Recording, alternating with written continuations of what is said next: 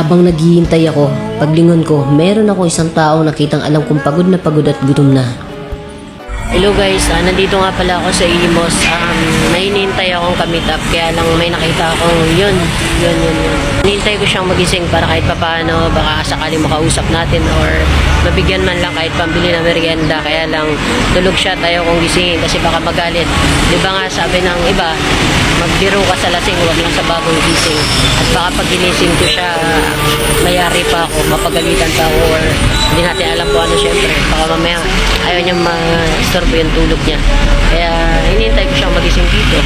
Kaya lang mukhang darating na yung ka-meet up ko, tulog pa rin siya. Kaya ewan ko kung ano na lang yung gagawin ko. Baka bili ko na lang siya ng merienda at iiwan ko na lang sa tabi niya para paggising niya kahit pa paano meron siya makain dahil sigurado kung gutom siya. At habang naghihintay ako, iniisip ko sana mayaman na lang ako para marami akong matulungan. Ayun nga guys, napakainit. Maglalakad na lang ako para hanap ng tindahan na mabibilihan ng tinapay tsaka ng tubig. Tapos iiwan na lang natin dun sa tabi niya para pagising niya kahit pa paano may makain siya. Wala naman tayo magagawa, mahirap isingin, baka magalit. Ayan, lakad-lakad muna tayo. At habang naglalakad ako papalapit sa kanya, nung gumalaw siya, bigla ako nagulat at muntik ako napatakbo. Nakakatakot, baka biglang magalit. At yun na nga, nag-iwan na rin ako ng maliit na halaga. Tinago ko sa ilalim ng tinapay para pagkuha niya, makita niya, may pambili siya ng pagkain niya ulit kapag nagutom siya. Hindi ko pa kaya magbigay ng malaki, hindi pa ako mayaman. Kung mayaman lang ako, malaki yung ibibigay ko. Ang mahalaga, nakapagbigay ng katulong ng bukal sa loob, diba?